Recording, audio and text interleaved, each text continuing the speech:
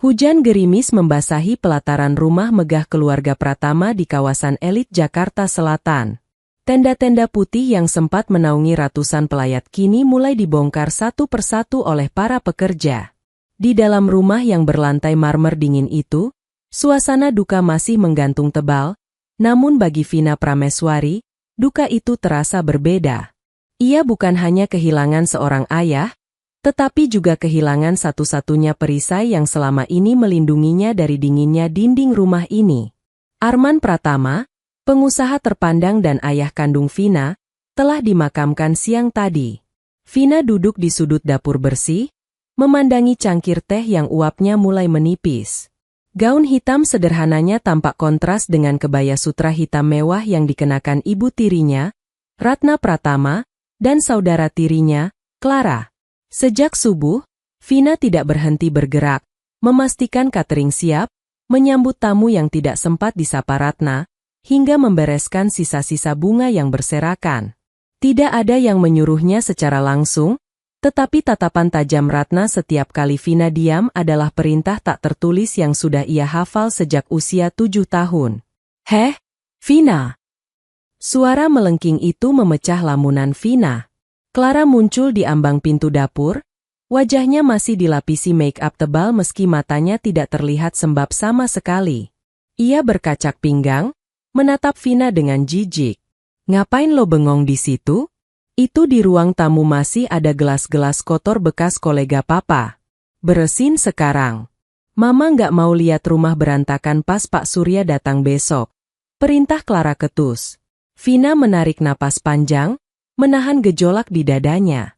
Mbak Ijah dan yang lain sedang mengerjakannya. "Clara, aku baru duduk sebentar." "Alasan aja lo." Clara melangkah maju, menunjuk wajah Vina. "Lo pikir mentang-mentang papa udah nggak ada, lo bisa santai-santai jadi tuan putri? Sadar diri, Vin. Lo di sini cuma numpang." Sebelum Vina sempat menjawab, Ratna melenggang masuk. Aroma parfum mahalnya yang menyengat seolah mendominasi ruangan. Wajah wanita parubaya itu masih cantik, namun garis-garis kekerasan di sekitar mulutnya semakin terlihat jelas sekarang. Tidak ada lagi senyum manis yang biasa ia pasang di depan Arman. "Sudah, Clara. Jangan buang energimu bicara sama dia," kata Ratna dingin, matanya menatap Vina seolah sedang melihat noda di lantai. "Vina, dengar baik-baik. Besok Pak Surya akan datang untuk membacakan wasiat. Saya mau kamu pastikan ruang kerja papamu bersih dan rapi. Jangan sentuh dokumen apapun. Kalau ada satu kertas saja yang hilang atau pindah tempat, kamu tahu akibatnya." "Baik, Ma," jawab Vina pelan, suaranya serak. Ia sudah terlalu lelah untuk berdebat. "Bagus. Dan satu lagi," Ratna mendekatkan wajahnya, suaranya merendah namun penuh ancaman. "Jangan berharap terlalu tinggi besok. Kamu tahu sendiri bagaimana papa kecewa sama kamu karena nggak mau meneruskan bisnis keluarga dan malah sibuk dengan kegiatan sosial nggak jelas itu. Jadi, persiapkan mentalmu untuk tidak dapat apa-apa." Setelah melontarkan kalimat berbisa itu, Ratna berbalik dan pergi, diikuti Clara yang menyeringai puas ke arah Vina. Sepeninggal mereka, Vina kembali duduk. Air mata yang sejak tadi ia tahan akhirnya menetes. Ingatannya melayang pada malam terakhir sebelum ayahnya koma. Saat itu, Arman menggenggam tangannya erat sekali, matanya menyiratkan permohonan maaf yang tak sempat terucap. Ayahnya memang sosok yang pendiam dan seringkali tidak berdaya di hadapan dominasi Ratna, tetapi Vina tahu ayahnya menyayanginya. Selama bertahun-tahun, Vina hidup dalam bayang-bayang. Ia adalah anak dari istri pertama Arman yang meninggal saat melahirkannya. 2 tahun kemudian, Arman menikahi Ratna, janda beranak 1, Clara. Sejak saat itu, posisi Vina di rumah ini perlahan tergeser. Ia diberi kamar di lantai bawah dekat area servis, sementara Clara mendapat kamar suite di lantai atas. Vina disekolahkan di sekolah negeri biasa, sementara Clara menikmati fasilitas sekolah internasional. Vina tidak pernah protes demi menjaga kedamaian hati ayahnya. Namun malam ini, Kesunyian rumah besar itu terasa mencekam. Tanpa Arman, Vina merasa seperti domba yang dikurung bersama dua serigala yang kelaparan. Ia tahu Ratna dan Clara menginginkan harta ayahnya. Nilai aset keluarga Pratama, termasuk rumah megah ini, tanah di berbagai lokasi, dan saham perusahaan, diperkirakan mencapai 150 miliar rupiah. Bagi Ratna, uang adalah kekuasaan. Bagi Clara, uang adalah gaya hidup. Bagi Vina, ia tidak peduli pada angka-angka itu. Ia hanya ingin dihargai sebagai manusia, sebagai anak dari Arman Pratama. Vina bangkit berdiri, menyeka air matanya dengan punggung tangan. Ia berjalan menuju ruang kerja ayahnya sesuai perintah Ratna. Saat membuka pintu ruangan beraroma kayu jati dan tembakau itu, Vina merasakan kehadiran ayahnya begitu kuat. Di atas meja kerja yang besar, terdapat sebuah foto lama dalam bingkai perak. Foto Arman muda merangkul seorang wanita cantik yang tersenyum lembut, ibu kandung Vina. "Pak," bisik Vina lirih, jarinya menyentuh wajah ayahnya di foto itu. Apapun yang terjadi besok, Vina janji akan tetap kuat. Vina nggak akan biarkan mereka menginjak-injak harga diri Vina lagi. Di luar jendela, kilat menyambar sekilas, menerangi wajah Vina yang kini tidak lagi menyiratkan kesedihan, melainkan keteguhan. Babak baru hidupnya akan segera dimulai, dan ia harus siap menghadapi badai yang sesungguhnya. Pagi itu, suasana di ruang makan kediaman Pratama terasa ganjil. Matahari pagi yang biasanya menghangatkan ruangan melalui jendela-jendela besar, kini terasa tak mampu menembus ketegangan yang menyelimuti meja makan panjang dari kayu mahoni itu. Vina baru saja selesai meletakkan teko kopi dan piring berisi krowasang, sarapan ala barat yang selalu diminta Clara, ketika Ratna menuruni tangga. Penampilan ibu tirinya itu sempurna tanpa celah. Ia mengenakan setelan blazer hitam pas badan yang elegan, rambutnya disanggul rapi, dan wajahnya dipulas riasan yang menonjolkan kesan berwibawa namun tetap menyiratkan duka yang dibuat-buat. Clara mengekor di belakangnya, sibuk dengan ponselnya, sesekali mendengus kesal melihat notifikasi di layar. "Duduk, Vina," perintah Ratna datar, menunjuk kursi di ujung meja yang paling jauh, tempat yang biasanya diduduki tamu yang tidak diinginkan. Vina menurut, menarik kursi pelan agar tidak menimbulkan suara gesekan di lantai marmer. Jantungnya berdegup kencang. Ini adalah kali pertama ia diizinkan duduk satu meja dengan mereka setelah ayahnya tiada. Jam 9 tepat Pak Surya akan sampai. Ratna memulai pembicaraan tanpa menatap Vina, sibuk mengoleskan selai pada rotinya. Sebelum dia membuka berkas-berkas formal yang membosankan itu, Mama ingin kita sepakat dulu soal satu hal. Vina menautkan jemarinya di bawah meja. "Sepakat soal apa, Ma?" Ratna meletakkan pisaunya dengan denting yang cukup keras.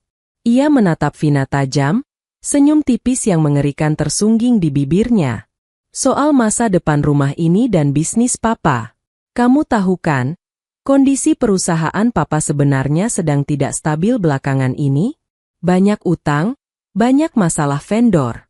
Kalau aset ini dibagi-bagi secara hukum, prosesnya akan lama, mahal, dan bisa-bisa kita semua malah bangkrut karena biaya pengadilan."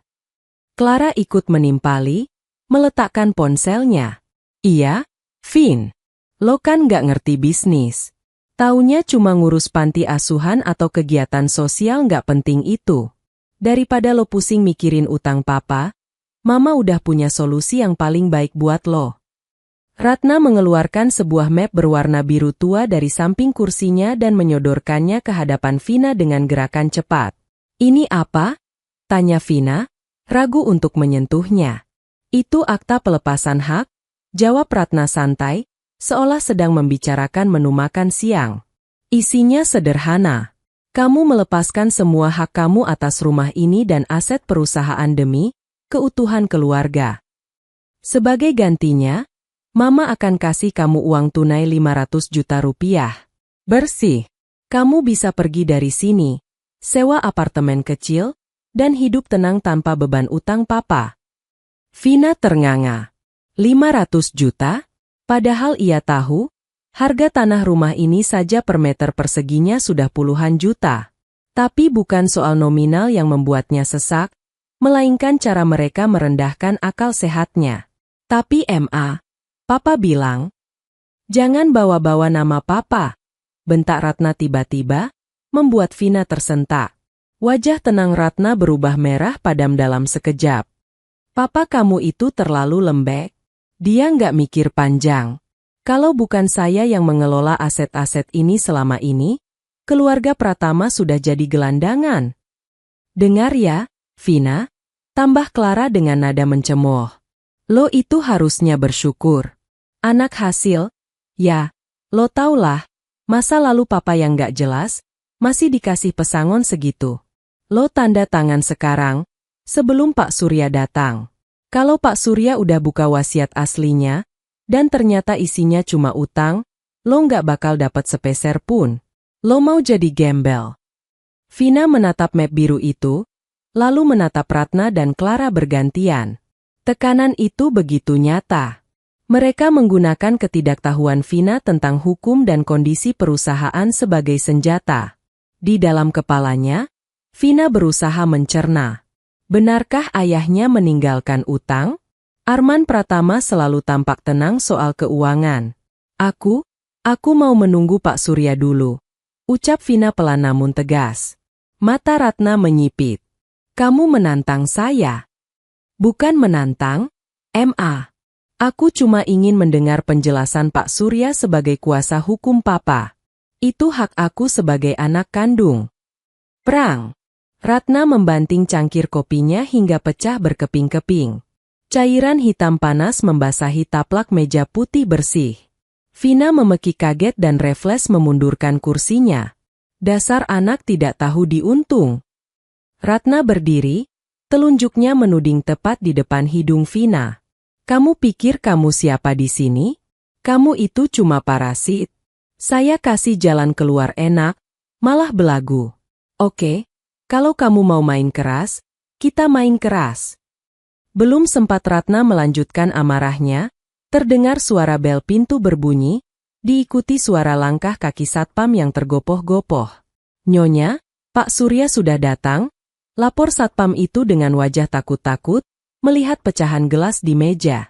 Ratna segera menarik napas panjang, merapikan blazernya, dan dalam sekejap mengubah ekspresi wajahnya kembali menjadi tenang, meski matanya masih memancarkan kilat kemarahan ke arah Vina. Bereskan kekacauan ini, Vina. Jangan sampai Pak Surya melihat ada gelas pecah. Clara, ayo sambut Pak Surya, perintah Ratna dingin. Saat Ratna dan Clara melangkah menuju ruang tamu dengan dagu terangkat tinggi, Vina berjongkok memunguti pecahan keramik itu. Jarinya tergores sedikit, mengeluarkan darah. Rasa perih di jarinya tidak sebanding dengan rasa perih di hatinya. Tapi di balik rasa sakit itu, penolakannya tadi memantik sebuah keberanian kecil. Ia tidak menandatangani map biru itu. Dan itu adalah kemenangan pertamanya hari ini. Ruang kerja mendiang Arman Pratama terasa lebih dingin dari biasanya, meski pendingin ruangan sudah disetel pada suhu normal. Vina duduk di kursi kayu tunggal di sudut ruangan, tangannya yang terbalut plester di jari telunjuk bertaut erat di pangkuan. Di seberangnya, Ratna dan Clara duduk di sofa kulit empuk, memasang wajah duka yang terukur rapi. Di balik meja kerja besar itu, Pak Surya, pria parubaya berambut perak dengan kacamata tebal, sedang menyusun tumpukan berkas. Ia adalah pengacara senior yang sudah menangani urusan keluarga Pratama bahkan sebelum Ratna masuk ke dalam kehidupan mereka. Wajahnya datar, sulit ditebak. Terima kasih sudah datang secepat ini, Pak Surya, ucap Ratna dengan suara lembut yang dibuat-buat. Kami semua masih sangat terpukul, tapi kami sadar urusan administrasi harus segera diselesaikan demi kelangsungan hidup kami. Pak Surya hanya mengangguk sopan, matanya sekilas melirik ke arah Vina yang duduk memisahkan diri. Saya turut berduka cita yang sedalam-dalamnya. Arman adalah klien sekaligus sahabat baik saya. Benar, Pak, sambar Clara. Makanya kami mau ini cepat beres. Kasihan Mama kalau harus mikirin urusan legal terus. Oh ya, Soal kondisi keuangan papa yang, kurang bagus itu, Vina sudah kami beri pengertian. Dia bersedia melepaskan haknya supaya aset-aset yang tersisa bisa kami kelola untuk bayar utang. Ratna tersenyum tipis, matanya mengedip memberikan kode pada Pak Surya seolah mereka adalah sekutu. Betul. Vina sadar kapasitasnya. Jadi, mungkin Bapak bisa siapkan dokumen peralihannya saja. Pak Surya menghentikan gerakannya memilah kertas. Ia menatap Ratna dan Clara bergantian, lalu pandangannya beralih pada Vina. Benar begitu, Vina? Kamu sudah setuju melepaskan hak waris? Tanya Pak Surya, suaranya berat dan berwibawa. Vina menegakkan punggungnya. Meski jantungnya berdegup kencang karena tatapan tajam Ratna yang menusuk dari samping, ia memberanikan diri bersuara. Tidak, Pak. Saya belum menyetujui apapun. Saya ingin mendengar isi wasiat Papa yang sebenarnya. Rahang Ratna mengeras, namun ia memaksakan tawa kecil yang sumbang. Ah, anak ini, mungkin dia masih bingung karena sedih. Biasalah, emosi anak muda. Cukup, Bu Ratna, potong Pak Surya tegas. Ia membuka sebuah map kulit berwarna coklat tua. Kita tidak sedang dalam negosiasi pasar. Kita sedang dalam pembacaan wasiat yang memiliki kekuatan hukum tetap. Suasana hening seketika. Ratna yang hendak menyela lagi terpaksa bungkam melihat ketegasan pengacara itu. Saya akan membacakan wasiat terakhir Saudara Arman Pratama, tertanggal 6 bulan yang lalu, saat beliau pertama kali didiagnosis sakit, Pak Surya memulai. Ia membaca paragraf pembuka yang standar, lalu masuk ke inti persoalan yang membuat Ratna mulai gelisah. Mengenai aset tidak bergerak, berupa tanah dan bangunan utama di Jalan Wijaya 2 seluas 1.500 meter persegi, serta portofolio saham mayoritas di Pratama Group. Pak Surya berhenti sejenak, membetulkan letak kacamatanya. Ratna menegakkan duduknya, matanya berbinar tamak. Ya, itu otomatis jatuh ke saya sebagai istri sah, kan? Mengingat itu harta bersama. Keliru? Jawab Pak Surya singkat.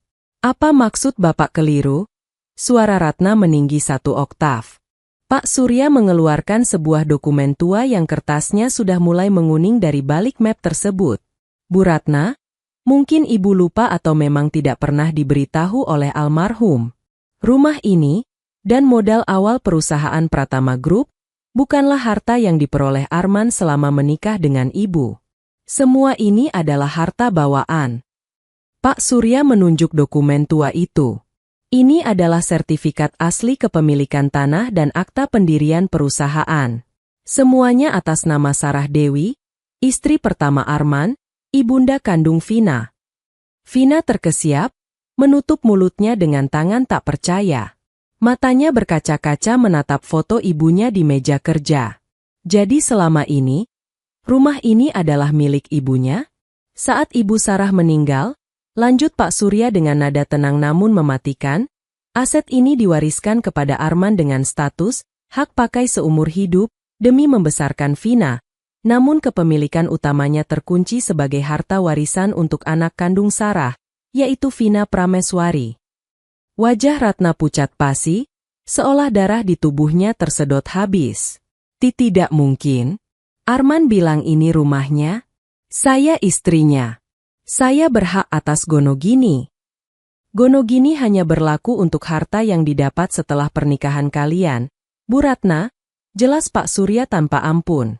Sementara, selama 10 tahun pernikahan ibu dengan Arman, perusahaan justru mengalami stagnasi dan penurunan aset. Harta yang ibu klaim sebagai harta bersama, itu nyatanya nyaris tidak ada nilainya dibandingkan aset pokok ini. Pak Surya menatap Vina lekat-lekat. Jadi, secara hukum, Vina Prameswari adalah pemilik sah tunggal atas rumah ini dan 80% saham perusahaan. Ratna dan Clara tidak memiliki hak sedikit pun atas aset Sarah Dewi. Bohong. Clara berteriak histeris, berdiri dan menunjuk-nunjuk Pak Surya. Ini pasti rekayasa. Kalian sekongkol kan? Mana mungkin kita nggak dapat apa-apa? Dokumen ini sah di mata hukum dan negara, Clara, balas Pak Surya dingin. Justru upaya kalian memaksa Vina menandatangani pelepasan hak tadi pagi bisa dianggap sebagai tindak pidana penipuan dan pemerasan. Saya sarankan kalian berhati-hati. Ratna terduduk lemas di sofa, matanya nanar menatap sekeliling ruangan mewah yang selama ini ia banggakan sebagai miliknya. Istana yang ia bangun di atas kepalsuan itu baru saja runtuh hanya dengan selembar kertas tua. Sementara itu, Vina masih terdiam. Rasa hangat menjalar di dadanya. Bukan karena harta itu, tapi karena ia akhirnya tahu bahwa ayahnya dan ibunya telah menjaganya dengan cara yang tidak pernah ia duga. Kenyataan pahit itu mendarat seperti tamparan keras di wajah Ratna. Keheningan di ruang kerja itu pecah ketika Clara, yang tak mampu mengendalikan emosinya, tiba-tiba menerjang ke arah meja kerja. Tangannya menyambar tumpukan dokumen yang ada di hadapan Pak Surya. Ini nggak adil. Papa pasti gila waktu bikin surat ini, jerit Clara histeris, berusaha merobek kertas-kertas itu. Namun, Pak Surya jauh lebih sigap. Dengan tenang ia menahan tangan Clara, lalu menarik kembali dokumen-dokumen penting itu dan memasukkannya ke dalam tas kerjanya. Hati-hati, Clara, peringat Pak Surya dengan nada rendah namun tajam. Merusak dokumen negara adalah tindak pidana. Jangan menambah daftar masalah kalian. Ratna bangkit dari sofa, wajahnya yang tadi pucat kini merah pada menahan amarah yang bercampur kepanikan. Ia tidak lagi peduli pada citra anggun yang selama ini ia jaga. Ia berjalan mendekati Vina, matanya menatap nyalang. Vina, desis Ratna, suaranya bergetar. Kamu pikir kamu bisa menang begitu saja? Kamu pikir mengurus perusahaan itu gampang? Tanpa saya, aset-aset ini cuma bakal jadi sampah di tangan anak ingusan kayak kamu. Vina membalas tatapan itu. Untuk pertama kalinya, ia tidak menunduk. Ia melihat ketakutan di balik mata ibu tirinya. Ketakutan akan kemiskinan, ketakutan kehilangan status sosial yang selama ini ia puja. Vina membuka suara, tenang namun tegas. Selama 20 tahun, Mama bilang aku cuma benalu di rumah ini. Mama bilang aku harus tahu diri. Sekarang, aku sedang melakukan apa yang Mama suruh. Aku tahu diri bahwa rumah ini adalah milik ibuku, Sarah Dewi. Kurang ajar. Tangan Ratna melayang, hendak menampar pipi Vina. Namun, tangan itu terhenti di udara. Bukan karena ditahan orang lain, tapi karena sorot mata Vina yang dingin dan tak bergeming sedikit pun. Ada kekuatan baru yang terpancar di sana, kekuatan yang membuat nyali Ratna ciut seketika. Jangan pernah sentuh aku lagi, ucap Vina datar. Status Mama di rumah ini sekarang hanyalah tamu. Dan sebagai pemilik rumah, aku berhak menentukan siapa yang boleh tinggal dan siapa yang harus pergi. Ratna menurunkan tangannya perlahan, mengubah strateginya dengan cepat. Wajah garangnya melunak, air mata buaya mulai menggenang di pelupuk matanya. Ia mencoba meraih tangan Vina. Sayang, Vina, nak, jangan begini. Kita ini keluarga, kan? Papa baru saja meninggal. Masa kamu tega mengusir Mama dan kakakmu? Kita bisa bicarakan ini baik-baik. Kita bagi dua, ya? Mama yang kelola perusahaan, kamu tinggal duduk manis terima uang bulanan. Enak, kan? Vina menarik tangannya, menolak sentuhan itu. Rasa mual menjalar di perutnya melihat kepalsuan yang begitu telanjang. Keluarga? Mama menyebut kita keluarga hanya saat Mama butuh sesuatu. Waktu aku sakit demam tinggi dan Mama tinggal pergi arisan. Apa itu keluarga? Waktu Clara merobek baju wisudaku dan Mama malah memarahiku. Apa itu keluarga? Ruangan kembali hening. Napas Clara terdengar memburu di pojok ruangan. Vina menoleh pada Pak Surya.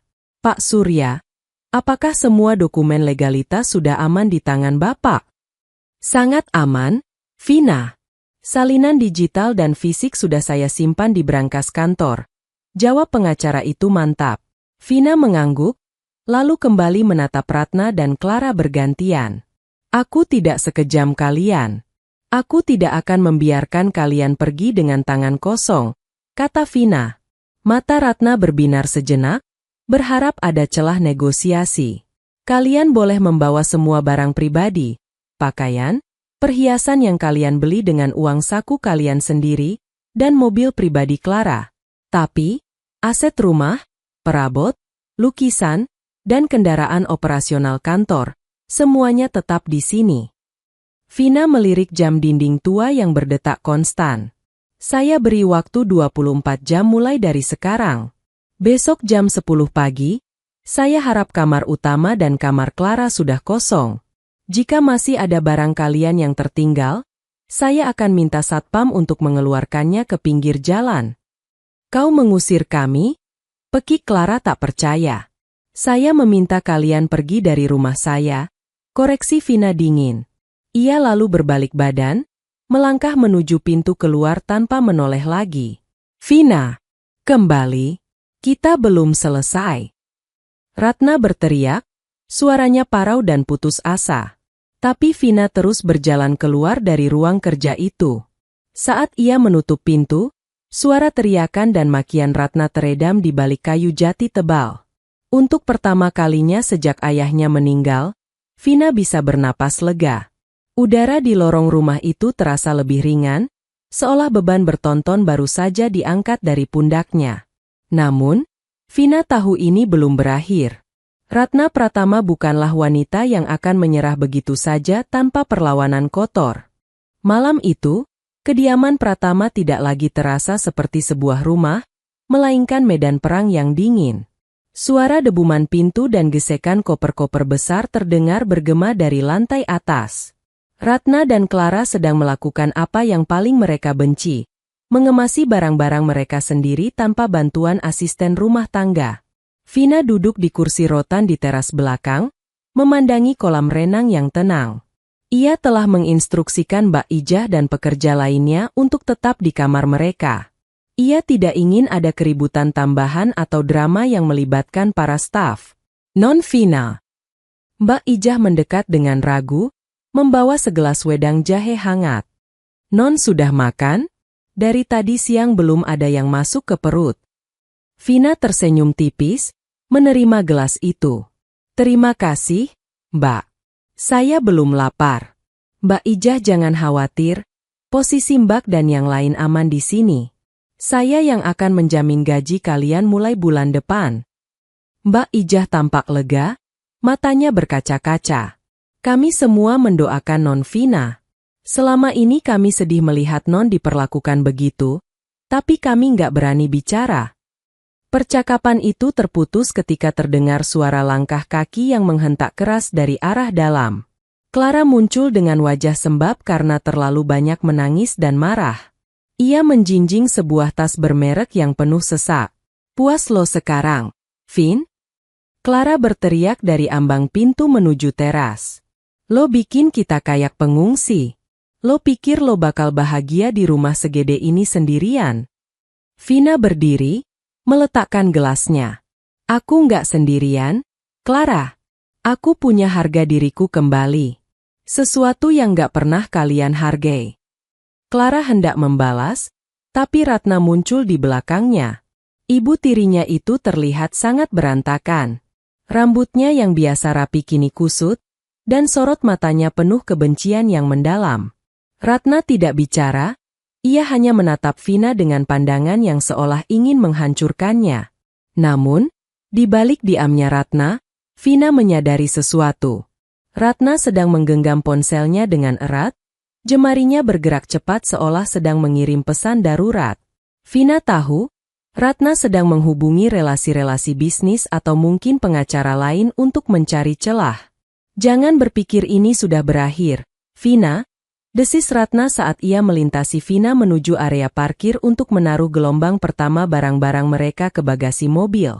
Kamu punya kertas itu, tapi saya punya koneksi. Kita lihat seberapa lama kamu bisa mempertahankan rumah ini. Vina hanya diam. Ia sudah menyiapkan mental untuk serangan balik apapun. Tepat tengah malam, ketika suasana mulai sunyi, Vina masuk ke dalam rumah. Ia mengunci pintu depan dan memeriksa setiap ruangan. Saat melewati kamar utama yang pintunya terbuka setengah, ia melihat pemandangan yang menyedihkan. Kamar itu berantakan. Laci-laci ditarik paksa, beberapa botol parfum pecah di lantai, meninggalkan aroma yang menyengat dan memuakkan. Ratna sengaja meninggalkan kekacauan sebagai bentuk protes terakhirnya. Vina beralih ke ruang kerja ayahnya. Ia duduk di kursi kerja Pak Arman, menyalakan lampu meja yang remang. Di depannya kini terletak laptop dan beberapa catatan keuangan perusahaan yang sempat diberikan Pak Surya tadi sore. Saat ia mulai memeriksa dokumen digital perusahaan, mata Vina tertuju pada beberapa transaksi janggal dalam 3 tahun terakhir. Ada aliran dana besar yang keluar ke sebuah perusahaan cangkang atas nama kerabat jauh Ratna. Jadi ini alasan kenapa papa kesulitan keuangan, bisik Vina pada dirinya sendiri. Bukan karena bisnis yang lesu, melainkan karena ada tikus di dalam rumah yang perlahan menggerogoti fondasi perusahaan. Penemuan ini membuat tekad Vina semakin bulat. Ia bukan hanya harus mengusir mereka dari rumah, tapi ia juga harus membersihkan nama baik ayahnya dan mengembalikan apa yang telah dicuri. Pukul 3 pagi, Vina masih terjaga. Ia mendengar suara mobil Clara menderu meninggalkan gerbang rumah. Rupanya mereka memutuskan untuk tidak menunggu sampai jam 10 pagi. Mungkin rasa malu dan harga diri mereka yang terluka membuat mereka memilih pergi di bawah kegelapan malam. Vina berjalan menuju jendela depan, menyibakkan gorden sedikit. Ia melihat mobil mewah itu menghilang di tikungan jalan. Gerbang rumah ditutup kembali oleh satpam. Untuk pertama kalinya dalam bertahun-tahun, rumah itu terasa sunyi. Sunyi yang damai, bukan sunyi yang menekan. Vina melepaskan napas panjang yang seolah telah ia tahan selama seumur hidupnya. Besok, matahari akan terbit di atas rumah yang sepenuhnya milik ibunya. Dan ia akan mulai menyusun rencana untuk menyeret mereka yang telah berkhianat ke hadapan hukum. Matahari pagi menyinari ruang tamu yang luas, namun kali ini cahaya itu tidak lagi terasa mengintimidasi. Pukul 8 pagi, Vina sudah berdiri di tengah ruangan dengan pakaian kerja yang rapi, celana kain hitam dan kemeja putih tulang yang memberikan kesan profesional. Di sampingnya, Pak Surya kembali hadir, kali ini membawa seorang asisten dan beberapa map baru. Mereka sudah pergi semalam, Pak, ujar Vina datar, menatap pintu kamar utama yang terbuka lebar dan berantakan. Keputusan yang bijak bagi mereka, sahut Pak Surya. Setidaknya mereka masih punya sedikit rasa malu untuk tidak diseret paksa oleh petugas keamanan. Vina tidak membuang waktu. Langkah pertamanya bukan merayakan kemenangan, melainkan melakukan pembersihan. Ia memanggil Mbak Ijah dan 2 asisten rumah tangga lainnya. Mbak Ijah, tolong panggil tukang kunci. Ganti semua silinder kunci pintu luar, pintu kamar ini, dan gerbang. Hari ini juga, perintah Vina tegas. Ia tidak ingin mengambil risiko Ratna atau Clara masih memegang kunci cadangan dan menyelinap masuk di malam hari. Baik, Non. Jawab Mbak Ijah dengan semangat yang belum pernah terlihat sebelumnya. Sambil menunggu tukang kunci, Vina mengajak Pak Surya duduk di ruang makan. Ia membuka laptopnya dan menunjukkan temuan transaksi janggal yang ia dapati semalam. Pak Surya, saya menemukan aliran dana ini. Totalnya mencapai 12 miliar rupiah dalam 3 tahun. Dikirim ke rekening atas nama PT Global Mandiri. Tapi setelah saya cek sekilas, alamatnya fiktif. Pak Surya memasang kacamata bacanya, menatap layar dengan serius. Dahinya berkerut. Ini jelas penggelapan aset perusahaan. Jika kita bisa membuktikan bahwa Ratna atau orang suruhannya yang berada di balik perusahaan cangkang ini bukan lagi sekadar urusan warisan, Vina. Ini kasus pidana. Itu yang saya inginkan, kata Vina. Suaranya tenang namun mengandung ketegasan yang tak tergoyahkan. Saya ingin mereka mempertanggungjawabkan setiap rupiah yang mereka curi dari Papa. Di tengah pembicaraan, ponsel Vina bergetar. Sebuah nomor tidak dikenal muncul di layar. Vina mengangkatnya dan menyalakan pengeras suara. Vina, Kamu pikir kamu sudah menang? Suara Ratna meledak di seberang telepon, terdengar sangat emosional. Saya baru saja dari bank. Kenapa kartu kredit dan akses rekening operasional rumah tangga diblokir? Kamu mau saya mati kelaparan? Vina melirik Pak Surya yang hanya memberikan isyarat untuk tetap tenang. Rekening itu atas nama Pratama Group, MA. Karena saya sekarang pemegang saham mayoritas, saya berhak melakukan audit dan membekukan akses yang dianggap berisiko. Kalau Mama merasa lapar, saya rasa perhiasan-perhiasan berlian yang Mama bawa semalam cukup untuk membeli makanan untuk 10 tahun ke depan. Kamu benar-benar keterlaluan. Saya akan tuntut kamu. Saya punya pengacara yang lebih hebat dari si tua Surya itu. Silakan, MA, jawab Vina dingin. Tapi sekadar informasi, saya juga sedang mengumpulkan bukti aliran dana ke PT Global Mandiri. Mungkin Mama mau menyiapkan penjelasan untuk polisi daripada untuk pengacara. Hening seketika di seberang sana. Hanya terdengar napas Ratna yang memburu, sebelum akhirnya sambungan telepon diputus secara kasar. Dia panik, simpul Pak Surya. Orang yang panik akan mulai melakukan kesalahan-kesalahan kecil. Kita harus bergerak cepat sebelum mereka mencoba menghilangkan jejak digital atau fisik lainnya. Vina mengangguk. Ia kemudian meminta asisten Pak Surya untuk mulai mendata seluruh inventaris rumah. Satu persatu lukisan mahal, guci antik, dan aset berharga lainnya dicatat. Vina ingin memastikan bahwa harta peninggalan ibunya tidak ada yang hilang satupun. Sore harinya, suasana rumah benar-benar berubah. Kunci-kunci baru sudah terpasang. Vina juga telah menyewa jasa keamanan profesional untuk berjaga di gerbang depan 24 jam. Saat ia berjalan mengelilingi taman belakang, ia merasakan kedamaian yang asing. Ia teringat ibunya, Sarah Dewi. Wanita yang namanya selama ini seolah dihapus dari sejarah rumah ini oleh dominasi Ratna. Vina berjanji, ia akan mengembalikan kejayaan nama ibunya melalui perusahaan dan cara ia mengelola warisan ini. Perjalanan ini masih panjang, Bu, bisik Vina pada angin sore. Tapi setidaknya, rumah ini sudah kembali bernapas. Namun, di sebuah apartemen sempit di pinggiran kota, Ratna dan Clara sedang duduk di antara tumpukan koper, merencanakan sesuatu yang jauh lebih gelap untuk merebut kembali apa yang mereka anggap sebagai hak mereka. Di sebuah unit apartemen sewaan yang jauh dari kemewahan kawasan Wijaya, suasana terasa menyesakan. Ratna duduk di tepi tempat tidur dengan wajah yang tampak 10 tahun lebih tua. Di depannya, Clara terus mengeluh sambil membongkar koper-koper mahal yang kini terasa seperti beban. MA, AC di sini berisik banget. Aku nggak bisa tidur.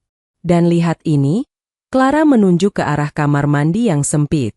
Gimana bisa aku dandan di tempat sekecil ini? Kita harus balik ke rumah. MA. Titik. Diam, Clara. Kamu pikir Mama nggak pusing? Bentak Ratna. Ia memijat pelipisnya yang berdenyut. Vina bukan lagi anak bodoh yang bisa kita gertak. Dia punya Surya di belakangnya, dan dia tahu soal aliran dana itu. Ratna meraih ponselnya lagi, menghubungi seseorang bernama Hendra, seorang manajer keuangan di Pratama Group yang selama bertahun-tahun menjadi kaki tangannya. Hendra, bagaimana situasi di kantor? Tanya Ratna cepat saat telepon diangkat. Kacau, Bu. Suara di seberang terdengar panik. Pagi ini Vina datang bersama Pak Surya dan tim auditor independen. Mereka menyegel ruang arsip dan mengambil alih sistem komputer. Saya dilarang masuk ke ruangan saya sendiri. Ratna memejamkan mata. Jantungnya berpacu. Kamu sudah hapus semua jejak soal PT Global Mandiri. Saya sudah coba, tapi mereka membawa ahli forensik digital. Kalau mereka menarik data dari server pusat, saya nggak bisa jamin, Bu. Ibu harus lakukan sesuatu. Setelah menutup telepon, Ratna menatap Clara dengan pandangan tajam. Kita nggak bisa cuma diam dan menunggu polisi datang. Kalau Vina mau main hukum, kita mainkan kartu terakhir kita. Opini publik. Ratna tahu bahwa di zaman sekarang, hukum bisa kalah oleh tekanan media jika narasi yang dibangun cukup kuat. Ia mulai menghubungi beberapa kenalannya di media gosip dan akun-akun media sosial yang haus konten sensasional. Sore itu juga, sebuah video singkat muncul di internet. Dalam video itu, Ratna tampil dengan wajah tanpa riasan, matanya sembab, duduk di sebuah ruangan yang tampak sederhana.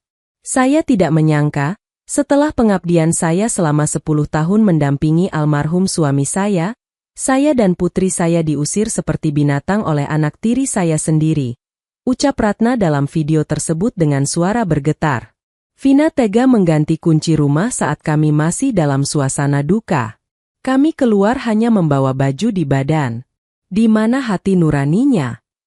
Video itu dengan cepat menjadi viral. Netizen yang tidak tahu latar belakang masalahnya mulai menghujat Vina. Komentar-komentar pedas seperti, anak durhaka, harta menutup mata hati, hingga, kacang lupa kulitnya, memenuhi kolom komentar.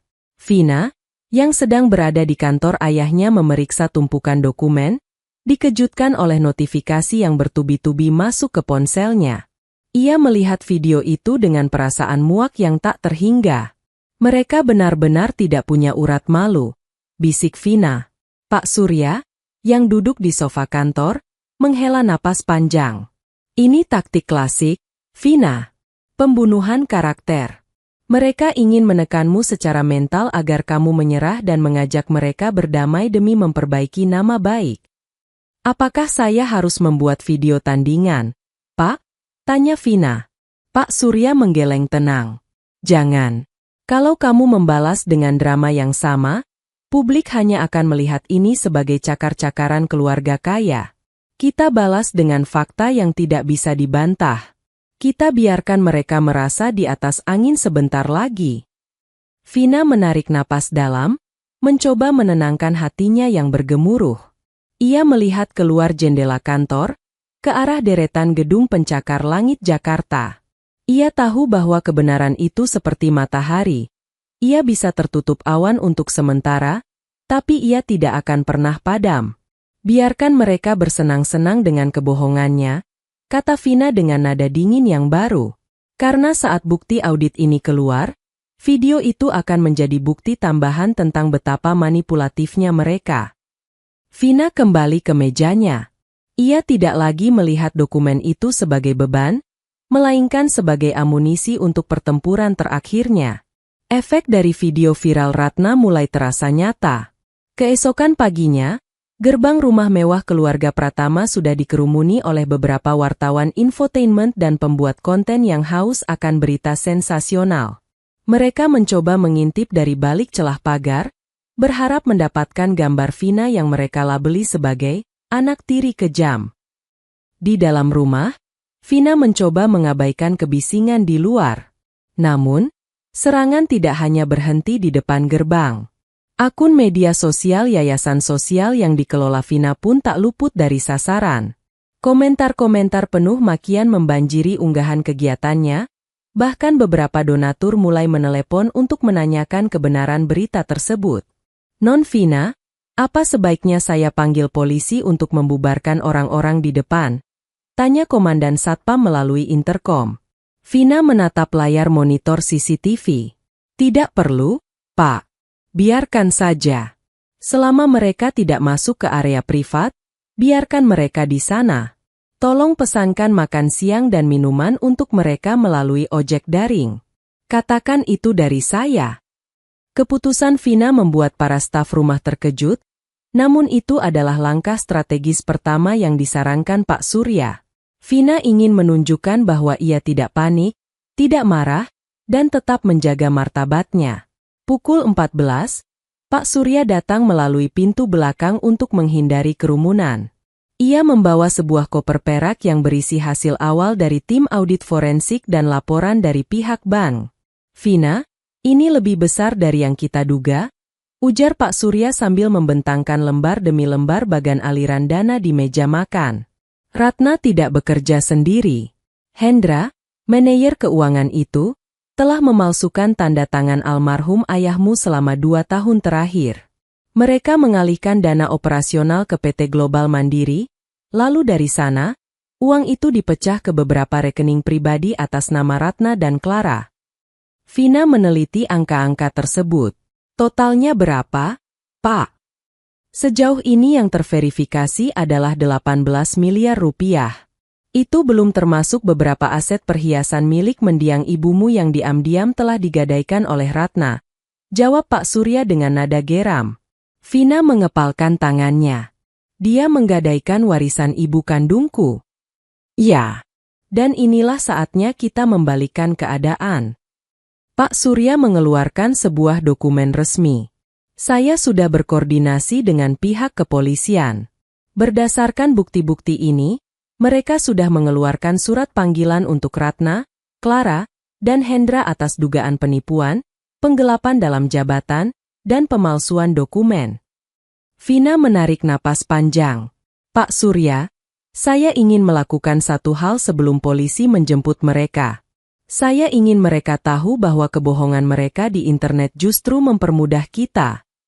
Vina kemudian mengambil ponselnya. Bukan untuk membuat video pembelaan diri yang emosional, melainkan untuk mengunggah satu foto sederhana di akun media sosialnya. Foto itu adalah salinan sertifikat asli rumah dan perusahaan atas nama Sarah Dewi, serta secarik surat pernyataan resmi dari kantor hukum Pak Surya mengenai proses audit korupsi yang sedang berlangsung. Keterangan fotonya singkat, keadilan bukan tentang siapa yang paling keras berteriak di depan kamera, tapi tentang siapa yang memegang kebenaran di atas kertas. Proses hukum atas dugaan penggelapan aset perusahaan senilai 18 miliar rupiah sedang berjalan. Kebenaran tidak butuh drama. Unggahan itu bagaikan bom yang meledak di tengah keriuhan media sosial. Netizen yang tadinya menghujat Vina, kini berbalik arah. Narasi, anak tiri kejam, berubah menjadi ibu tiri pencuri. Di apartemen sewaannya, Ratna yang sedang asyik melihat jumlah penonton videonya yang terus meningkat, tiba-tiba merasa dunianya runtuh saat membaca unggahan Vina. Ponselnya terus berdering, kali ini bukan dari media, melainkan dari Hendra yang menangis ketakutan karena rumahnya baru saja didatangi penyidik. "Ma, ini apa? Kenapa Vina tahu soal 18 miliar itu?" Teriak Clara panik, wajahnya pucat pasi menatap layar ponsel. Ratna tidak menjawab. Ia terduduk di lantai, menyadari bahwa video viral yang ia buat justru menjadi bumerang yang akan menyeretnya lebih cepat ke balik jeruji besi. Topeng yang ia bangun selama 10 tahun tidak hanya retak, tapi hancur berkeping-keping. Malam itu, hujan turun dengan deras, seolah ingin mencuci bersih sisa-sisa drama yang melekat di tembok rumah keluarga Pratama. Vina sedang duduk di ruang tengah, ditemani secangkir teh hangat dan laporan audit yang makin menebal, ketika suara bel gerbang berbunyi berkali-kali dengan nada yang tidak sabar. Melalui monitor CCTV, Vina melihat dua sosok wanita berdiri di bawah payung besar yang dipegang oleh Satpam. Mereka adalah Ratna dan Clara. Wajah mereka tidak lagi mencerminkan kesombongan. Mereka tampak kuyup, berantakan, dan penuh keputusasaan. "Non Vina," mereka memaksa masuk. Katanya ingin bicara sebentar saja. Suara Satpam terdengar dari interkom. Vina terdiam sejenak. Ia tahu ini adalah momen yang krusial. Biarkan mereka masuk ke teras depan, Pak. Tapi jangan buka pintu utama sampai saya ada di sana. Vina melangkah menuju pintu besar dari kayu jati itu. Saat ia membukanya, angin dingin dan aroma hujan masuk menyergap. Ratna langsung jatuh bersimpuh di lantai teras begitu melihat Vina. "Vina, tolong. Nak, isak Ratna." Suaranya serak, hilang sudah nada ketus yang biasanya ia gunakan. "Tolong tarik unggahan itu. Tolong hentikan Pak Surya. Mama hilaf, Vina. Mama cuma takut masa depan Clara suram kalau kita nggak punya uang." Clara berdiri di belakang ibunya, menunduk dalam. Ia tidak lagi berani menatap mata Vina. Semua kemewahan yang ia pamerkan di media sosial kini terasa hambar saat bayang-bayang penjara mulai membayangi. Hilaf selama 3 tahun dan mengambil 18 miliar itu bukan kehilafan, Ma.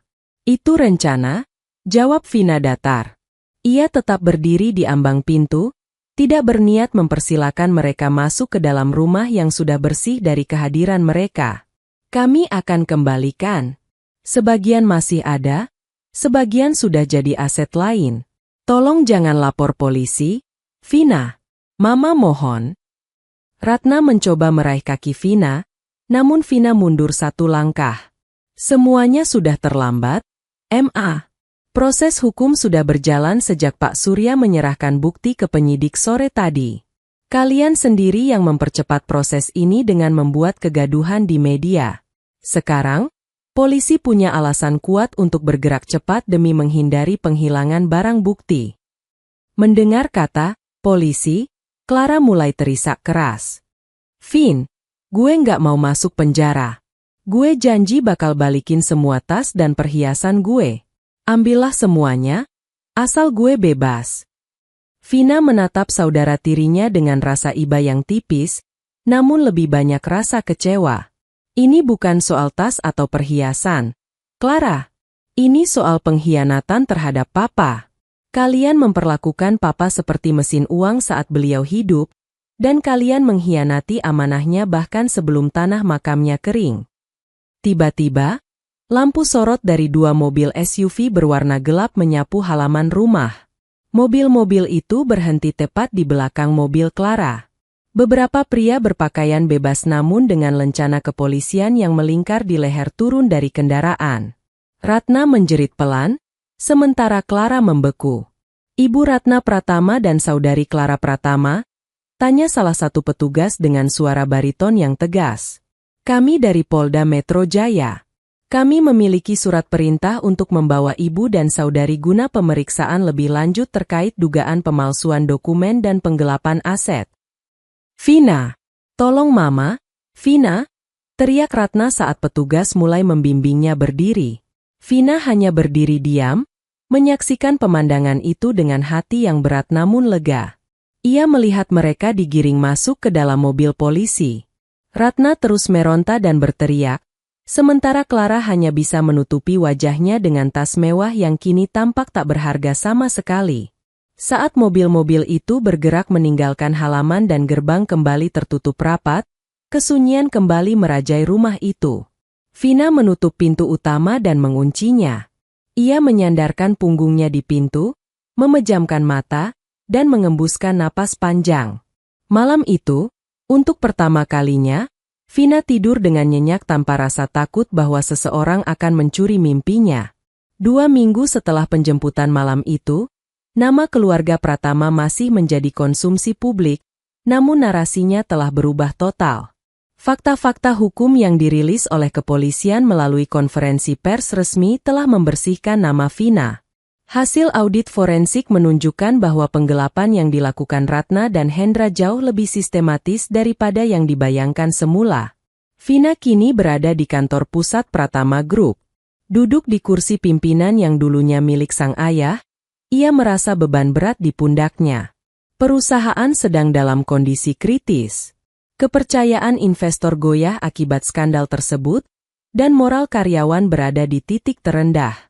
Non Vina, ini laporan pengunduran diri Pak Hendra dan 3 staf keuangan lainnya yang terlibat. Ujar seorang asisten baru yang direkomendasikan oleh Pak Surya. Vina menatap berkas-berkas itu. Terima kasih. Pastikan semua proses PHK mereka dilakukan sesuai prosedur hukum agar tidak ada tuntutan balik di kemudian hari. Kita harus mulai dari nol. Di tengah kesibukannya, Pak Surya datang membawa kabar terbaru dari balik jeruji besi. Ratna mencoba mengajukan penangguhan penahanan dengan alasan kesehatan, ujar Pak Surya sambil meletakkan tas kerjanya. Namun, jaksa menolak karena adanya risiko penghilangan barang bukti yang masih tercecer di beberapa rekening luar negeri. Vina mengangguk perlahan.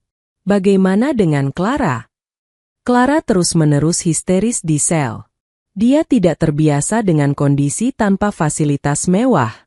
Pengacaranya mencoba membangun narasi bahwa dia hanya korban manipulasi ibunya, tetapi jejak digital menunjukkan dia secara aktif menggunakan uang hasil penggelapan itu untuk gaya hidupnya.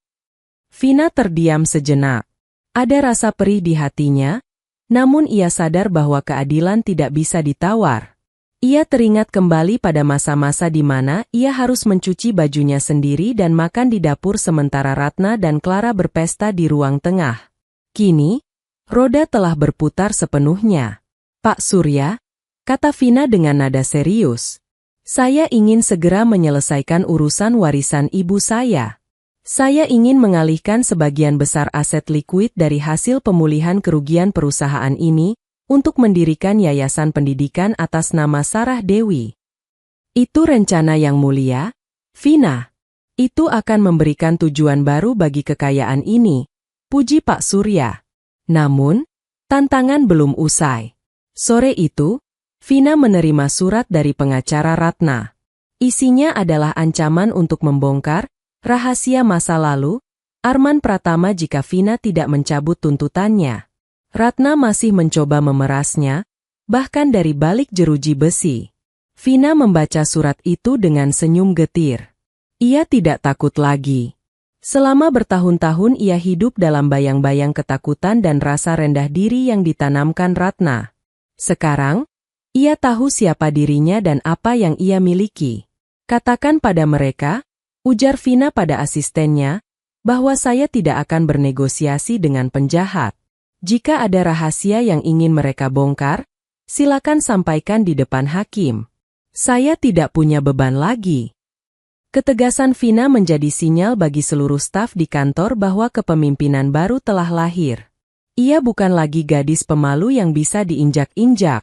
Ia adalah pimpinan Pratama Group yang baru, yang memimpin dengan integritas dan keberanian yang tidak pernah dimiliki oleh Ratna Pratama. Persidangan kasus penggelapan aset dan pemalsuan dokumen keluarga Pratama menjadi sorotan tajam. Di ruang sidang yang dingin, Vina duduk sebagai saksi pelapor. Ia menatap lurus ke depan, tidak sekalipun goyah saat tim pengacara Ratna mencoba menyerang kredibilitasnya dengan mengungkit statusnya sebagai anak yang tidak disukai oleh almarhum ayahnya. Ratna dan Clara duduk di kursi terdakwa dengan pakaian yang jauh dari kesan glamor. Ratna tampak kuyu, kulitnya pucat tanpa sentuhan kosmetik mahal. Sementara Clara hanya bisa menunduk, menyembunyikan wajahnya dari jepretan kamera wartawan. Upaya mereka untuk mengancam Vina dengan rahasia masa lalu, ternyata hanya gertakan kosong. Mereka tidak memiliki bukti apapun untuk merusak reputasi mendiang Arman Pratama. Berdasarkan bukti-bukti yang sah dan meyakinkan, Hakim Ketua mengetuk palu dengan keras. Terdakwa Ratna Pratama dijatuhi hukuman 7 tahun penjara, dan terdakwa Clara Pratama dijatuhi hukuman 3 tahun penjara. Tangis histeris Clara pecah di ruang sidang, namun Vina tidak merasakan euforia yang ia bayangkan. Ia justru merasakan sebuah kelegaan yang sunyi. Keadilan telah ditegakkan, namun ia menyadari bahwa kebahagiaan sejati bukan datang dari penderitaan orang lain, melainkan dari kedamaian yang ia bangun sendiri. Setelah sidang usai, Vina segera mengalihkan fokusnya pada pemulihan perusahaan. Dengan bantuan Pak Surya dan tim profesional, ia melakukan restrukturisasi total di Pratama Group. Ia menghapus budaya nepotisme yang dulu dipelihara Ratna dan menggantinya dengan sistem yang transparan. Non-Vina, para pemegang saham sangat puas dengan laporan kuartal ini. Lapor manajer operasional yang baru.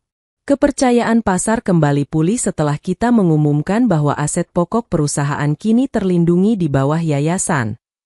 Sesuai janjinya, Vina meresmikan Yayasan Sarah Dewi. Ia tidak menggunakan rumah besarnya hanya sebagai tempat tinggal mewah bagi dirinya sendiri. Sebagian sayap bangunan rumah di Wijaya itu ia ubah menjadi pusat kegiatan sosial dan galeri seni, untuk menggalang dana pendidikan bagi anak-anak yatim. Suatu sore, Vina berdiri di balkon lantai 2, memandangi taman yang kini ramai dengan suara tawa anak-anak penerima beasiswa yang sedang berkunjung. Mbak Ijah datang membawakannya teh, wajahnya tampak jauh lebih bahagia dan tenang.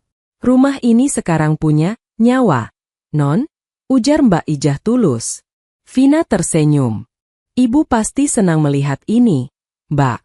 Rumah ini bukan lagi penjara emas, tapi tempat di mana harapan baru tumbuh. Namun, Vina tahu masih ada satu hal yang harus ia lakukan untuk benar-benar menutup masa lalunya. Ia harus mengunjungi makam ayahnya untuk menyampaikan bahwa semua amanah telah ia tunaikan. Ia ingin berdamai dengan kenangan akan ayahnya, tanpa bayang-bayang kebencian pada Ratna yang selama ini menghalangi kasih sayangnya. Pagi itu, langit Jakarta tampak bersih setelah diguyur hujan semalam. Vina melangkah perlahan menyusuri jalan setapak di pemakaman yang tenang. Di tangannya, seikat bunga lili putih, bunga kesukaan ibunya, dan serangkaian bunga melati segar untuk sang ayah. Ia berhenti di depan nisan bertuliskan Arman Pratama. Vina berlutut, jemarinya mengusap permukaan batu marmer yang dingin itu. Tidak ada lagi air mata kesedihan yang menyesakkan, yang ada hanyalah ketenangan. "Pak," bisik Vina lembut. "Semuanya sudah selesai. Rumah sudah kembali menjadi milik ibu. Perusahaan sudah sehat kembali. Dan yang paling penting, Vina sudah menemukan kebebasan Vina sendiri." Vina menceritakan tentang yayasan yang ia dirikan, tentang anak-anak yang kini belajar di bawah naungan nama ibunya, dan tentang bagaimana ia telah memaafkan masa lalu yang pahit. Ia menyadari bahwa menyimpan dendam hanya akan membuatnya tetap terikat pada Ratna dan Clara. Dengan membiarkan hukum bekerja, ia telah melepaskan beban itu dari pundaknya. Vina tidak membenci mereka lagi, Pak. Vina hanya kasihan, karena mereka kehilangan sesuatu yang tidak bisa dibeli dengan uang, keluarga dan kehormatan. Setelah berdoa sejenak, Vina bangkit berdiri. Ia merasa seolah ada beban tak kasat mata yang terangkat dari hatinya. Angin sepel-sepel menerpa wajahnya, membawa aroma tanah basah dan bunga yang menenangkan. 1 bulan kemudian, Vina mengadakan syukuran sederhana di rumah Wijaya. Tidak ada pesta mewah atau tamu-tamu sosialita yang penuh kepalsuan. Yang hadir hanyalah staf rumah tangga, karyawan lama yang setia, Pak Surya, dan anak-anak dari panti asuhan yang selama ini ia bantu. Rumah itu kini bertransformasi. Dinding-dindingnya yang dulu terasa kaku dan dingin, kini dihiasi dengan lukisan-lukisan cerah dan foto-foto kegiatan sosial. Ruang kerja ayahnya tetap dipertahankan seperti aslinya, namun kini berfungsi sebagai perpustakaan mini bagi siapa saja yang ingin belajar. Pak Surya menghampiri Vina yang sedang memperhatikan anak-anak bermain di taman. "Kamu melakukan hal yang luar biasa, Vina. Ayahmu pasti sangat bangga melihat betapa bijaksananya kamu mengelola warisan ini." "Terima kasih, Pak Surya. Tanpa bantuan Bapak, mungkin saya masih terjebak dalam dokumen palsu yang mereka buat," balas Vina tulus. "Hukum hanya memberi jalan, tapi karaktermu yang membuat jalan itu berarti," sahut Pak Surya sambil tersenyum. Malam harinya, setelah semua tamu pulang, Vina duduk sendirian di teras belakang. Ia memegang sebuah buku catatan kecil, buku harian ibunya yang ia temukan terselip di balik brankas lama. Di halaman terakhir, ibunya menulis, "Kekayaan sejati bukanlah apa yang kita simpan, tapi apa yang kita berikan dan bagaimana kita menjaga harga diri." Vina menutup buku itu dengan senyum puas. Ia kini mengerti mengapa ibunya mengunci semua aset tersebut untuknya. Bukan agar Vina menjadi kaya raya, tetapi agar Vina memiliki kekuatan untuk menjadi diri sendiri dan bermanfaat bagi orang lain tanpa harus tunduk pada penindasan siapapun. Di tempat lain, di balik dinginnya jeruji besi, Ratna dan Clara harus menjalani hari-hari yang panjang dengan penyesalan. Mereka kehilangan segalanya karena keserakahan yang membutakan mata hati. Mereka menjadi pengingat pahit bahwa harta yang didapat dari air mata orang lain tidak akan pernah membawa keberkahan. Vina Prameswari telah berhasil melewati badai. Ia bukan lagi anak kelas 2 yang terpinggirkan. Ia adalah seorang perempuan yang bermartabat, pemilik sah dari takdirnya sendiri. Di bawah cahaya bulan yang terang, Vina melangkah masuk ke dalam rumahnya, menutup pintu dengan perlahan, dan memulai hidup barunya yang damai, penuh keadilan, dan bermakna. Tamat. Tamat. Tamat. Tamat. Tamat.